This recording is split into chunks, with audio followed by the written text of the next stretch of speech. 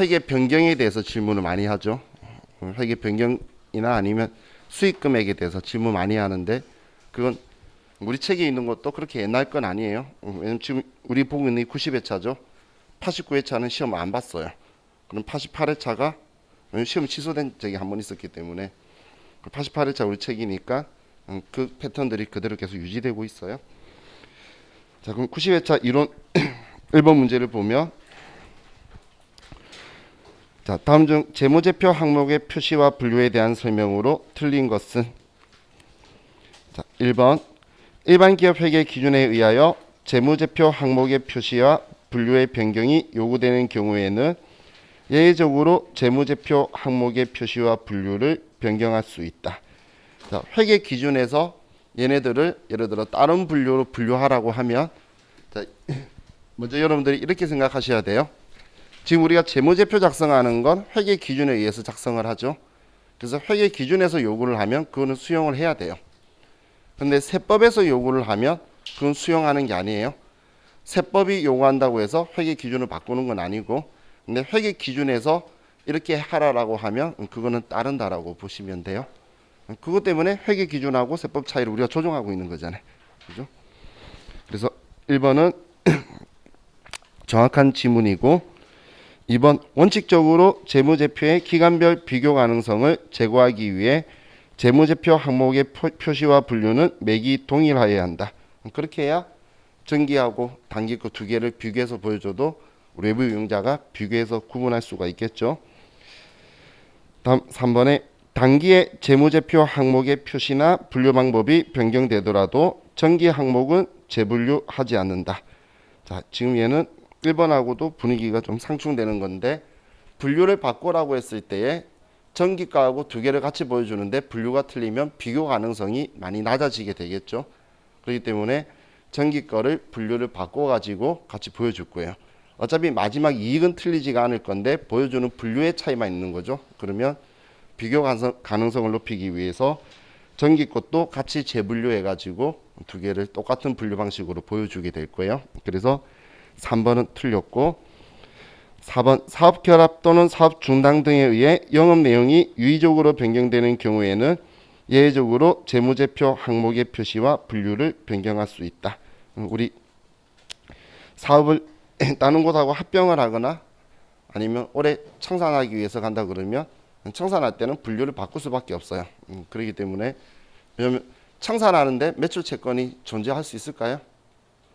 올해 사업 그만두는데 무슨 채권이야, 그죠? 그렇기 때문에 그런 경우에는 분류를 바꿀 수밖에 없기 때문에 할 수 있다 하면 맞는 이야기예요. 그래서 틀린 답은 3번이 틀렸네요. 자, 2번 일반 기업 회계 기준상 무형자산으로 인식하기 위한 요건이 아닌 것은? 자, 1번의 권리의 법적 집행 가능성. 자, 우리가 통제는 하고 있어야 되지만 법적 집행 가능성이다라는 건 무형자산 인식 요건에서 여러분 본 적도 없으시고 저한테 들어본 적도 없죠. 1번은 틀렸고, 우리 기업이 통제할 수 있어야 되고 형체는 없지만 우리 거라고 식별이 가능해야 되고, 그리고 우리 자산이니까 미래 경제적 효익의 유입 가능성이 매우 높아야 된다. 그래서 1번이 틀렸네요. 자, 3번은 주식회사 고양은 2019년 1월 3일 주식회사 민진의 사옥을 신축하기로 계약하였으며 관련 자료는 다음과 같다. 주식회사 고양의 수익인식의 진행 기준을 적용할 경우 2021년에 인식해야 할 공사 이익은 얼마인가?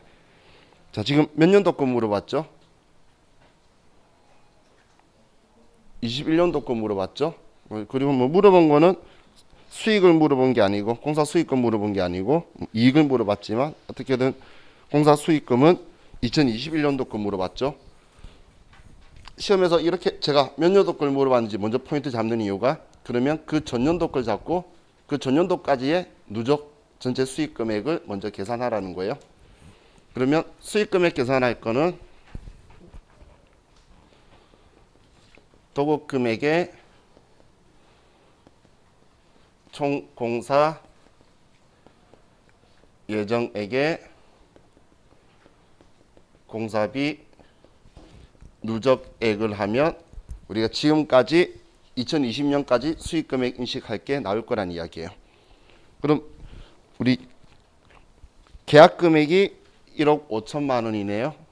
그럼 1억 5천만 원이고, 그럼 2020년 기준으로 총공사 예정비가 우리 발생 공사비가 2019년도에 2천만 원,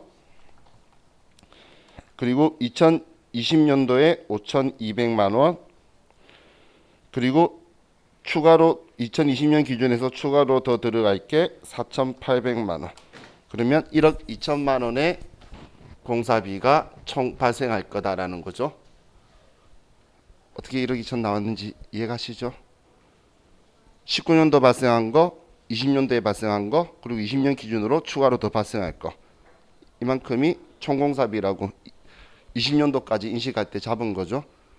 그리고 이때까지 발생한 게 2천만 원 하고 5,200만 원 하고, 그러면 7,200이네요.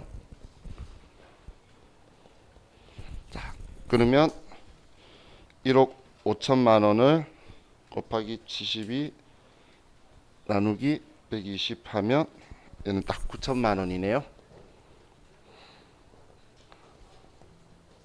그럼 전년도까지 2020년까지 총 인식해야 될 게 9천만 원이었다는 거예요. 그럼 총 1억 5천인데 9천만 원이라는 것, 나머지 2021년에 공사 수익금은 6천만 원을 인식해야 된다는 이야기죠. 근데 지금 물어본 거는 이익이니까 이때 발생할 공사 원가를 빼면 21년도 공사 원가가 4,700만 원. 그러면 공사 이익은 1,300만 원이 되겠네요. 그래서 답이 1,300만 원이 3번이 되겠네요. 그죠? 자.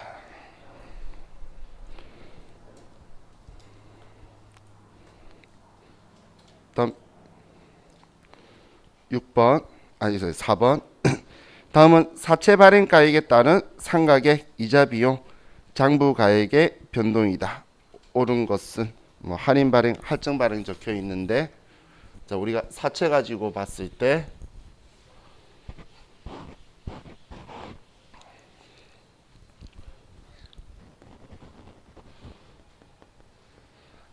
할인 발행했을 때에 우리가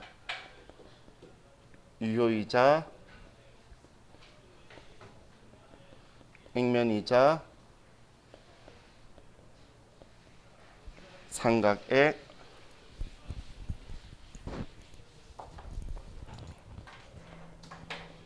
장부 가액하면 할인 발행하는 건 액면 금액보다 우리가 작게 받은 거죠.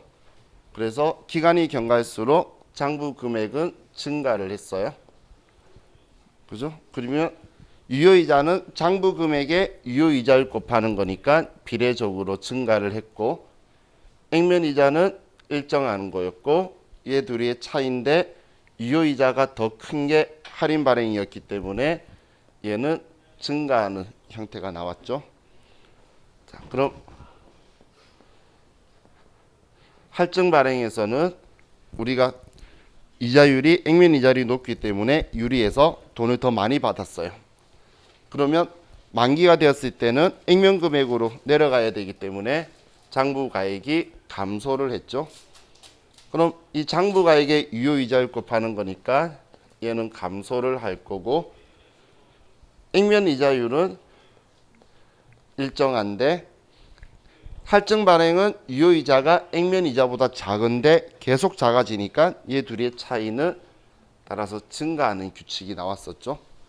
그때 제가 이렇게 표현했었잖아요. 할증이고 할인이고, 얘가 액면이라서 차이는 둘 다 증가한다라고 했죠. 그러면 이 기준 가지고 보면 나오겠죠. 상가액은 뭐 둘 다 증가해야 되니까 일단 3번은 틀렸고, 자, 이자 비용, 유효이자를 이자 비용으로 우리가 회계 처리하는 거죠. 유효이자율법이 유효이자를 이자 비용, 이자 수익으로 인식하는 게 유효이자율법이잖아요. 그러면 할인 발행은 증가를 해야 되고, 그럼 일단 1번 틀렸고 할증 발행은 감소해야 되고, 그러면 일단 이제 2번, 3번, 2번, 4번으로 줄었다. 그죠? 그럼 할증 발행만 남았네요. 그럼 장부가액은 감소해야 되니까 4번이네요.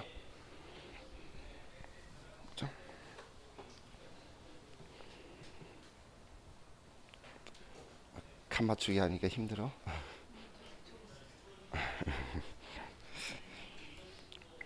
자, 다음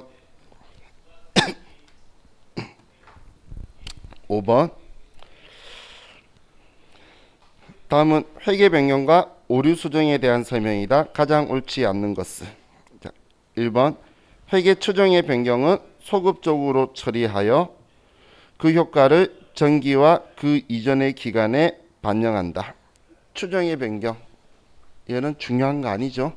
그래서 전진법으로 단기와 단기 이후에 반영하는 거죠. 그래서 1번부터 틀렸네요. 이번에 매출 채권에 대한 대손 설정률을 2%에서 1%로 변경하는 것은 회계 추정의 변경으로 본다. 우리 대손 설정률 변경하는 거나 감가상각 방법 바꾸는 거나 이런 거는 큰 변화가 아니죠. 얘네들은 추정의 변경이니까. 예, 2번은 맞고, 3번에 단기에 발견한 전기 또는 그 이전 기간에 중요하지 않는 오류는 단기 손익에 반영한다. 자, 이건 전기 오류 수정 손익을 이야기하는 거죠. 중요하지 않으면 우리 회계 처리할 때도 900번대에 영업외 수입 비용 처리를 해서 우리 단기 손익에 반영을 시키는 거고, 중대한 경우는 300번대의 자본인 이익잉여금 건드려서 전기월 미처분 이익잉여금의 금액을 조정해 버릴 거예요. 그래서 3번도 맞고, 4번에 회계 정책의 변경과 추정의 변경을 구분하기 어려운 경우에는 그건 중요하지 않는 거니까 구분 안 되면 추정의 변경으로 본다. 그래서 틀린 답은 1번만 틀렸네요. 자, 6번.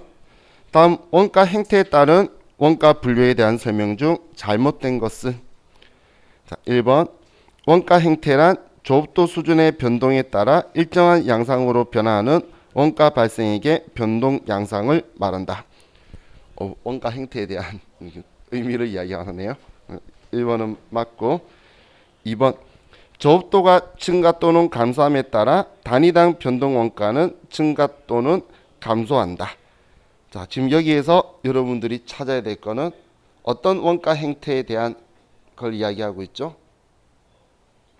변동비 그래프란 거 알겠나요? 이 한글이 어려운 거예요. 단위당 변동 원가는 적혀 있죠? 그러면 변동비의 단위당 원가를 생각해야 돼요. 지문에서 그걸 찾아내면 여러분들이 생각해낼 수가 있는데, 한글에서 그걸 캐치 못하면 그래서 어떤 그래프를 말하는 거야 라고 생각하시면 힘들어지죠. 그럼 우리 변동비의 단위당 원가는 일정하잖아요. 짜장면 한 그릇당 밀가루 들어가는 거 제가 설명했던 거죠. 그래서 일정한데 얘는 증가 또는 감소한다라고 해서 2번은 틀린 거네요. 3번. 특정 범위의 조업도 내에서는 총원가가 일정하지만 조업도 특정 범위를 벗어나면 일정 금액만큼 증가 또는 감소하는 원가를 준고정 원가란다. 맞죠? 우리 일정한 게 고정 원가인데 그 구간 넘어가서 상승하면 그거는 준고정 원가로 세미가 앞에 붙는 거죠. 네 번째. 조업도 변동에 관계없이 총원가가 일정하게 발생하는 원가를 고정 원가라고 한다.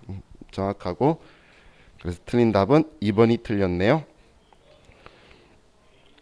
자, 7번. 주식회사 사랑은 제조간접비를 직접 노무시간으로 예정 배부하고 있다. 단기말 현재 실제 제조간접비 발생액이 350만 원이고 실제 직접 노무시간이 4만 시간일 때 단기의 제조간접비 10만 원 과소 배부된다. 이 경우 제조간접비 예정 배부율은 직접 노무시간당 얼마인가? 그럼 일단 예정 배부액을 알면 되겠네요. 예정 배부액이 얼마죠?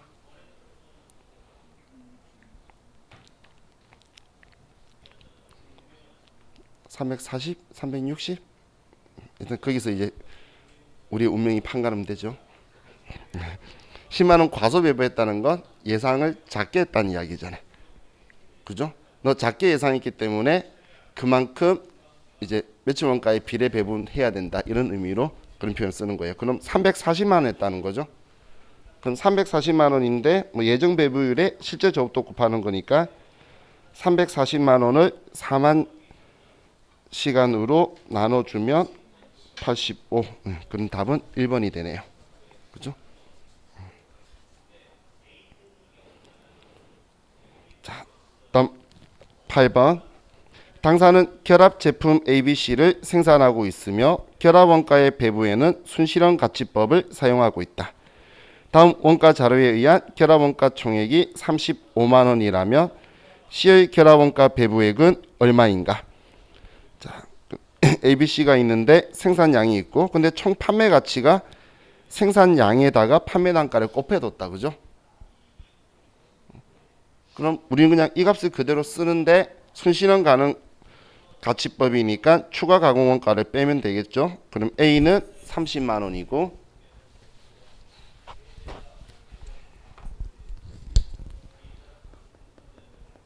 A는 순실현 가능액이 30만 원이고 B는 40만 원에 10만 원 빼면 B도 30만 원이고 C는 50만 원에 10만 원 빼면 40만 원이고 제가 얘네들은 숫자를 우리가 편한 숫자로 만들어 줄 거라고 이야기했죠. 그죠?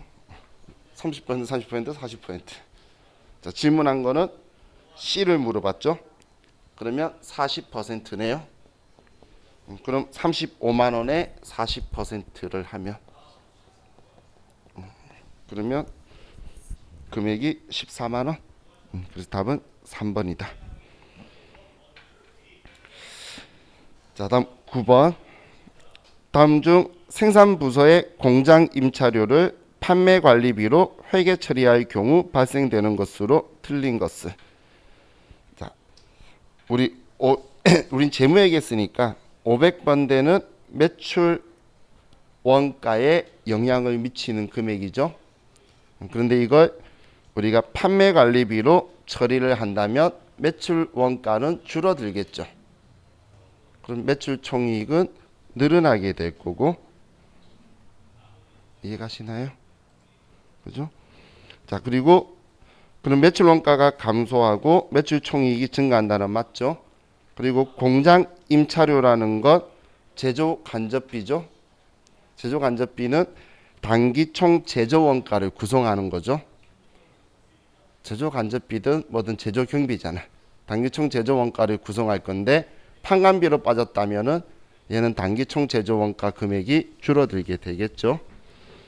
자, 하지만 단기 순이익은 어차피 얘는 매출 원가도 빼고 그리고 판관비도 다 빼야 되는 거죠. 단기 순이익에는 변화가 있을 수 없겠죠. 자, 그래서 답은 4번이네요. 자, 다음 10번. 표준원가 제도 하에서 다음 자료를 참고하여 실제 발생한 노무 시간 및 실제 시간당 임률은 얼마인가? 시간당 표준 임률이 5,000원, 제품 단위당 표준 시간 1시간, 실제 제품 시간이 2,000개, 능률 차이는 15만 원 분리, 임률 차이가 60만 9천 원 유리. 그러면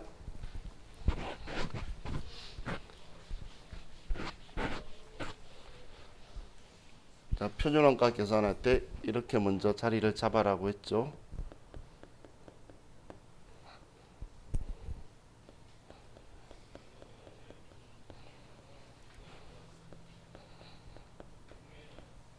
자, 이렇게 먼저 자리를 잡고 자, 그리고 지금 이야기하고 있는 게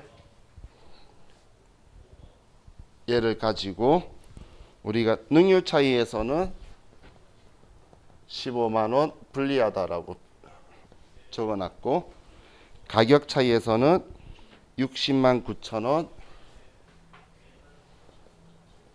유리하다고 적어뒀죠.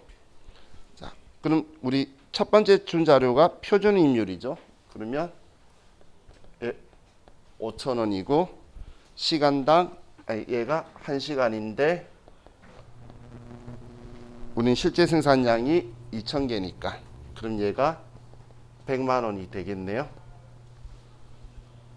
100만 원인데 지금 100만 원 아니죠. 산수 잘못했죠. 1,000만 원이죠.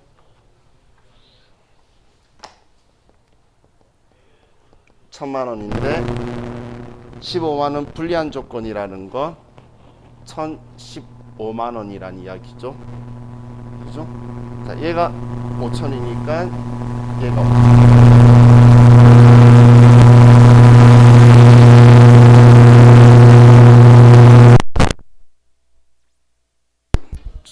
왜 그런지 모르겠지만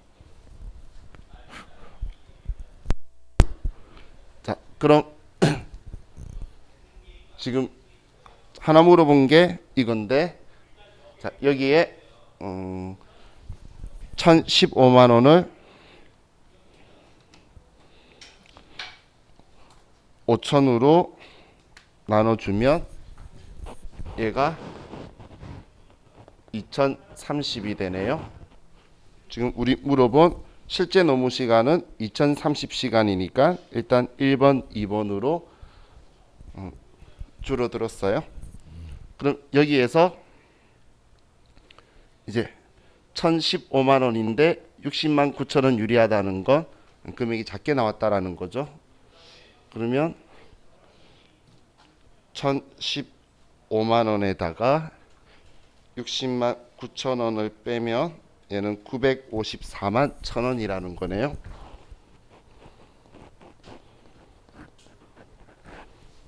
그죠? 얘 뺀 거야. 작게 나왔으니까 유리하지.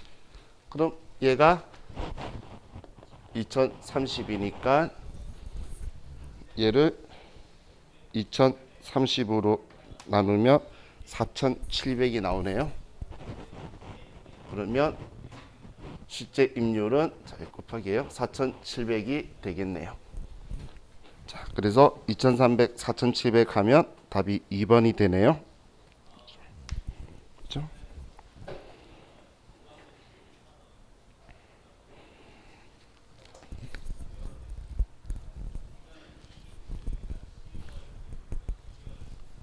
혹시 지금 저처럼 푼 것보다 나중에 답안지 보시면 저하고 다르게 풀려 있는 게 막 가을에서 뭘 뺀 거에 곱했다라고 적혀 있는 게 이런 표현이에요. 지금 얘 둘이 차이가 얘 둘이 똑같죠. 똑같으니까 얘 둘의 차이잖아.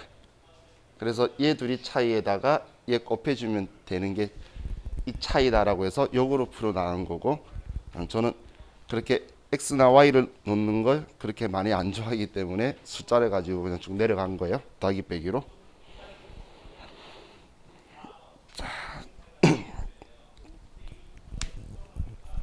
다음 11번 문제를 볼게요. 자, 주식회사 고양이 임원 및 종업원에게 지급한 상여금 퇴직금과 세법상 상여금 퇴직금 지급 기준은 다음과 같다.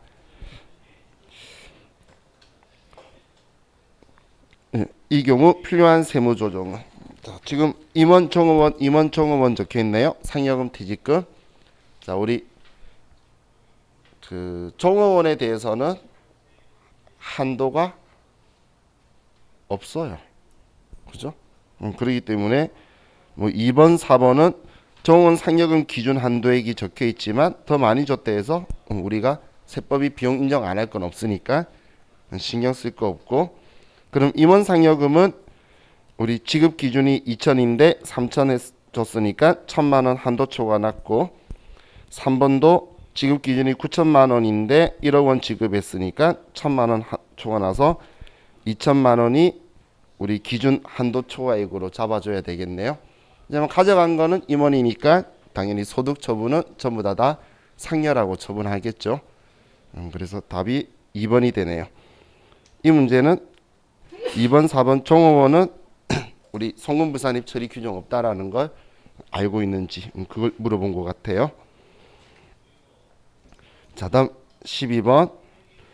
다음은 법인세법상 내국 법인의 각 사업연도 소득금액과 법인세 과세표준 계산에 대한 설명이다. 가장 틀린 것은 1번 법인세 과세 표준은 각 사업연도 소득 금액에서 2월 교손금, 비과세 소득, 소득 공제액을 차례로 공제한 금액으로 한다. 맞나요?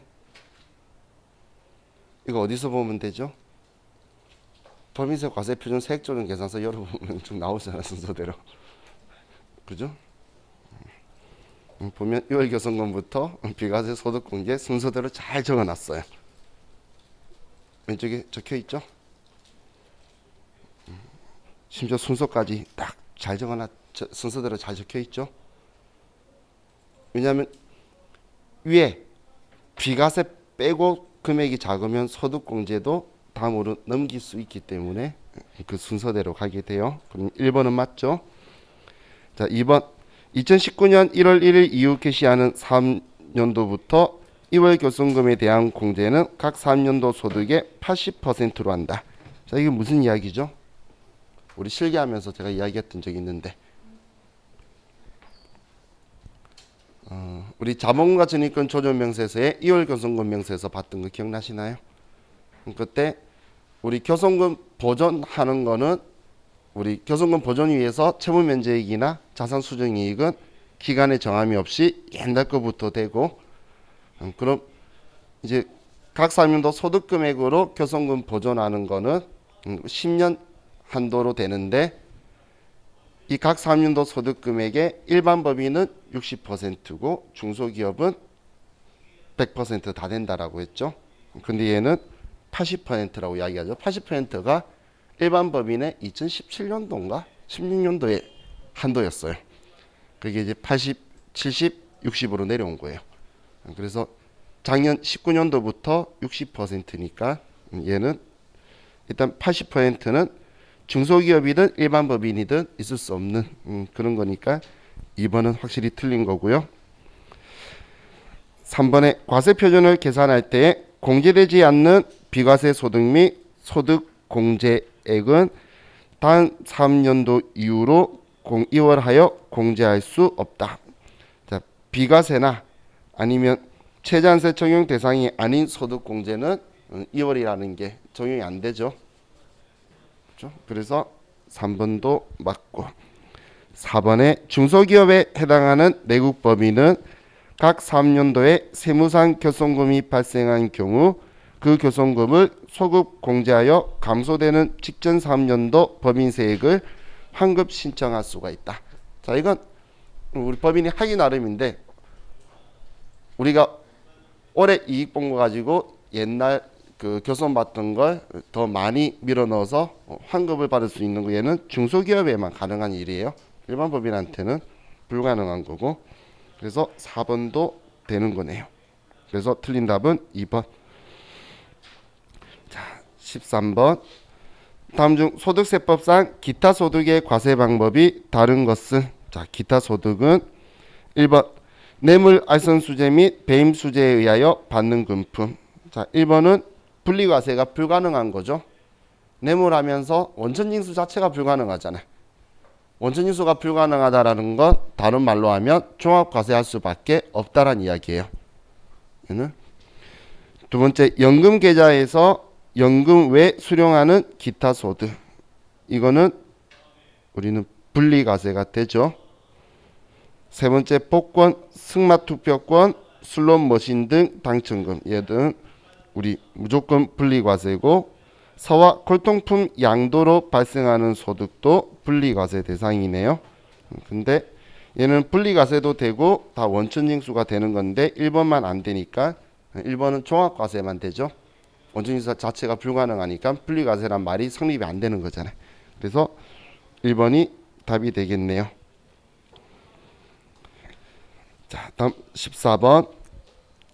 다음 중 소득세법상 종합소득공제에 대한 설명으로 가장 옳지 않는 것은 자, 1번 기본공제 대상 판정에 있어 배우자와 부양가족의 해당 과세기간의 소득금액은 종합소득금액, 퇴직소득금액, 양도소득금액을 포함한다. 자, 우리 부양가족 명세할 때 종합, 퇴직, 양도 다 합쳐서 100만 원 이하 이렇게 계산하는 거였죠. 그래서 1번 맞고 2번 거주자 및 배우자의 형제자매는 기본공제 대상에 포함될 수 있으나 형제자매의 배우자는 기본공제 대상에 포함되지 않는다. 맞죠? 나하고 수평적 수의적 관계까지는 되는데 그 배우자는 가지치기니까 안 되는 거고. 3번에 배우자가 없는 거주자로서 종합소득 금액이 3천만 원 초과하는 경우에는 한부모 추가 공제를 적용받을 수 없다. 맞나요? 우리 종합소득 금액 3천만 원은 어떤 공제에서 이야기한 거죠? 그렇죠. 분여자에서 이야기한 거죠. 한부모 공제는 그런 조건 이야기한 게 아니죠. 배우자가 없는데 기본공제 대상 직계 비속이 있는 이런 조건만 이야기했죠. 그래서 3번은 틀렸고 4번의 인적공제 금액 합계액이 종합소득 금액을 초과하는 경우 그 초과는 공제액이 없는 것으로 한다. 지금 얘는 공제 빼주는 거지 너 더 빼주려고 그랬는데 너 돈 세금 번 게 없네 그러면 이 돈 줄까 이런 이야기는 없는 거예요. 그래서 이게 틀린 거는 3번만 틀렸네요. 자, 다음 15번. 다음 부가가치세법상 간이과세자에 대한 설명으로 옳지 않는 것은 1번 계속사업자인 간이과세자의 과세기간은 1월 1일부터 12월 31일까지이며 그 과세기간 종료 후 25일 이내 신고 및 납부해야 된다. 간이과세자는 과세기간이 1년이죠. 그리고 다음 달 25일까지 요건을 충족한다면 납부를 할 거예요. 자, 이번에 간이과세자의 해당 과세기간에 대한 공급 대가가 3천만 원 미만인 경우에는 예정 부가 납부 및 신고 납부 규정에도 불구하고 납부 의무를 면제한다. 자, 간이과세자는 우리가 흔히 말하는 매출액 있죠. 왜냐하면 공급 대가 포함한 금액을 과세 표준으로 잡기 때문에 매출액이 3천만 원 미만이게 되면 우리 아예 부가가치세에서 부과를 안 해요. 그래서 얘는 맞고 지금은 코로나 때문에 금액을 높여준 거예요. 자, 다음 3번에 간이과세를 포기하고자 하는 자는 일반 과세를 적용받고자 하는 달에 전달 말일까지 간이과세 포기 신고서를 제출해야 된다. 간이과세 포기 신고서를 제출하면 그러면 그 달 말일까지 하면 그 다음 달부터 포기는 바로 그 다음 달부터 기간을 적용받을 수가 있어요. 자, 그래서 3번도 맞고 4번 간이과세를 포기한 후 간이과세를 재적용받고자 하는 자는 간이과세 적용 요건에 해당하는 경우 간이과세 적용 신청서를 제출하면 언제든지 간이과세 재적용이 가능하다. 자, 제가 간이과세를 포기했던 과거에 면세 포기했던 돌아가려면 3년 걸린다라고 했죠. 네, 언제든지라고 해서 4번 틀렸네요. 지금 이런 문제도 쭉 보다가 4번 보니까 틀렸다는 거 바로 알겠죠. 그래서 제가 지문 읽었는데 모르게 갸우뚱하면 다음 거 바로 읽으라고 이야기하는 이유 중에 하나가 그거예요.